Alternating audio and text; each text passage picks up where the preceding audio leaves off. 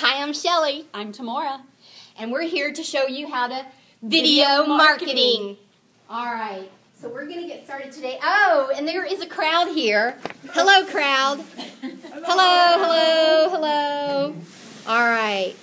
Are you back on there? Okay, so again, the intent is to demystify as much as possible video marketing. And we've got a few things that's not going to cover everything, but a few tips and tricks that will hopefully get you going on this. And Timorah actually had, earlier in a conversation, you started going through, let's just go through like the history of where did we come from and why are we using videos today. So obviously if you've been around for, in business for more than 5-10 years or so, people in normal small businesses like ours didn't use a lot of video. That was for the big people, the ones who were on TV, the Super Bowl, that kind of thing. But if you think back to how we've been marketing over the last 10, 15, 20 years, do you remember when websites became a big thing? That not every business had a website, so it was kind of a neat thing if a business had a website. And then it was maybe social media, and then pictures, and then the pictures needed to be better, not just crappy. So video is kind of at that point now. I'm a little biased. If you didn't know. Video is kind of at that now too. At first, just having a video was kind of a neat thing, and people would click on it and look at it. Now, we always talk about content and how important content is. The content needs to be good. The video needs to be good. People need a reason to watch it, and your message with it has to be clear. So we're just constantly having to up our game, or level up, as Shelley calls it, and doing the video and doing it well is one way to do that. Yeah. So we're going to give you some tips on, Timorah is, I'm not, on lighting. Because if you go to my YouTube page, you'll see some horrible examples. But hopefully you'll hear the message. But there is ways to do it with some really inexpensive tips on how to do the lighting, and she's actually got some tip sheets. So the whole thing is content expectation. Content is still king and queen. You do still have to give something that people want to hear about, and it's going to take some research on your part to figure out what that is. Videos are really easy to produce, you guys. I mean, we're sitting here videotaping this tonight. When you're in conversations with your clients, or when you're at a networking group and you're like, oh my gosh, what you just said was awesome, that needs to go on your website, pull out your phone and reenact it. There's all kinds of things that happen every single day that can be short little snippets that make it more searchable, and we're going to talk about that. And that's the reason why you're doing it, is you're making it personal. I don't care if you're working for a large corporation or for a single shop. People are doing business with people that they know and trust, right? How do we know and trust them if we've never met them on LinkedIn? Videos that we see them doing, your personality starts to come out. And long-term, people start to give an opinion about your integrity piece that comes out just because of how you do your delivery and your consistency of that. So you have a huge opportunity. And it is personal. Again, I don't care if you're working for a big brand or if you're on your own and you're representing a big brand and you're representing yourself. Your personal branding is how people are buying. 30%, I learned recently, because Courtney's crew did a Google Live Hangout and a live stream of Google. 30% of small businesses still today, only 30% have websites. That is still mind-blowing to me. It's about, you don't even exist if you can't be found through a Google and a Blinks, or even if it's one page, even if it's a stagnant page. So now that's becoming true about videos. I know I personally, when I want to do a speaking gig, it doesn't matter how many recommendations I have now. If I don't have a video of me delivering that exact topic, name's taken out of the hat. So video really is becoming the ruler, and you'll see how the content can bleed, because most of us, how many people are in here are writers? A fraction is the point. It's not comfortable to do a blog. It's not comfortable to add content to our website. It's certainly not comfortable to do an ebook. But can we sit and talk about what it is we know and be very authentic about it? Absolutely. That's the value and the beauty of the video comes in. If somebody asks you a question and they're interviewing you, you know what it is you want to say. You're believe and you're passionate about what it is that you do every day, right? That can come across in the video. And it doesn't have to be you. You can record it, and you can have it transcribed, and now you've got the content, and now you can reuse it again. You with me? There's lots of ways I'm all about reuse, reuse, reuse, reuse, and reuse it again. Video turns into video blogs, vlogs.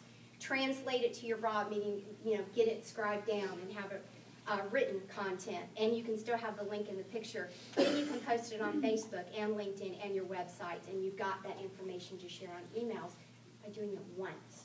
Once. Who's all about that?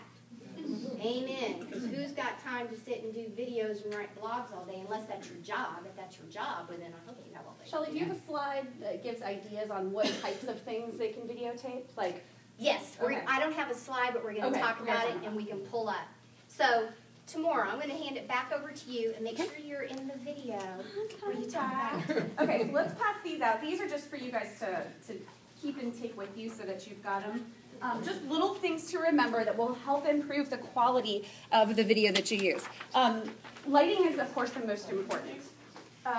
A lot of times people will be in just a random corner of their office. It's whatever seat they're sitting in, and there's nothing necessarily wrong with that. But if we can't see what your face looks like, if we can't see the color of your eyes, not tell your expressions, it's going to fall flat. When we have a conversation with someone, we're looking at their face. And in your video, you want somebody to basically be listening to a one-sided conversation. So you want them to be able to see that, okay?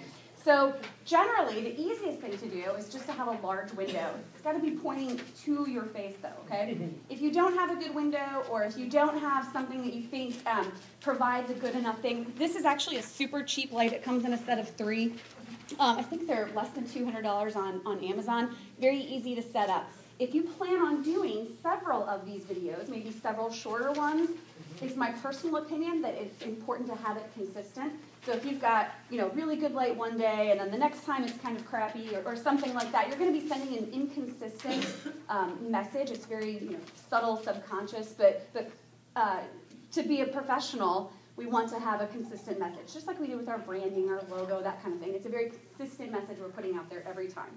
Okay? So the important thing is that it's in front of you, okay? Not like this. This is not good. This is good. It depends on how old you are. No, it is always better like this. And this right here, it's diffused. It's not a bare light bulb, because a bare light bulb is what is not going to make you feel good about yourself, okay? The bigger the light, the better, okay? And you want to be relatively close to it, okay? Because the closer you are to, not like this, but relatively close to it, because that's going to make it the light better. The further you get from it, the harsher it starts to get, the uglier it starts to get. Okay, so just trust me with all of this. Timorah, what is that called? It's down here. This is the brand on it. So. Okay. Honestly, this is the first time I've dug it out in like 3 or 4 years, so I didn't sell it to me. No, I did not say. You said you might want it. So I'm missing a couple of the light stands. That's why it only has the small one here. So this is actually a little bit too low. You want it to be a little bit higher, because what that does is it makes shadows in here instead of lighting up all of this. Yeah. So it's called a light stand? Is that all of it comes together in that box. Okay. Mm-hmm. I'm just missing a couple of light stands because I didn't put them back in the box. It says complete photo and video 3-light constant light kit is what this particular one. I think the brand, Photo Basics. Oh, it's a Westcott light. Photo Basics, Westcott. Okay, background. This is a terrible background for video because it's distracting, right? It makes the light behind me. We want the light in front of me. So generally, you want to be at least 2 or 3 feet away from whatever it is. If you're like this, it looks like you're kind of on a, what is it, when you go to the police station and they've got all the people lined up? Yeah, line up. That's what it kind of looks like. First. Yeah. You want to be a little bit away from it. You want it to be solid, or maybe a very simple pattern, something that's not distracting. You want them to look at you and listen to you, not bouncing around to, oh, what is that on her desk? Or what is this? So very clean, and so that the focus is just on you. Audio is really, really important. This room is actually going to have better audio than what we have in my studio. I know a lot of people here have been to my studio, but there's no carpet there, and it's kind of a larger space, and so it sounds a little bit tinny. But having carpet, any sort of upholstery, curtains on the windows, that kind of thing will soften it a little bit. Also, of course, you don't want to be too far from the microphone or anything. Audio is a very tricky thing to do and do well. Did you have a question, Kathy? Or okay, sorry. Can I add to the audio? and I'm still looking for this tip sheet that somebody had sent to me when I did some of my earlier ones. The lapel ones that you can have just off of your phone, if you turn, when you're recording, if you turn it upside down, you don't get that, even though you're not, but you hear it when you hear back the recording. So you want to turn it actually down or put a handkerchief or something over it or lay it flat. You would think you need it, but you do not if it's you recording the video piece. So what if you can't find something like that matches with your video background, what you need for the video, couldn't you also record the audio separately when you find a place that does work? Yes. That way you put it in, and as long as you sort of watch the video while you speak over it, so that your mouth movements match up. I wouldn't do it. I wouldn't do it that way. Shelley's got an example a little bit later of a way to kind of do that. That starts to get really complicated in the post-production, and we are not advocating post-production in that kind of way at all. Keep it simple, stupid. Yeah.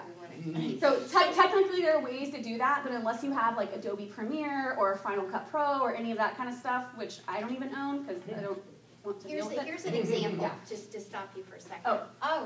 Where's the that sound? one? Why isn't the sound working? See, audio is so important. Okay, so I'll continue while she's doing that.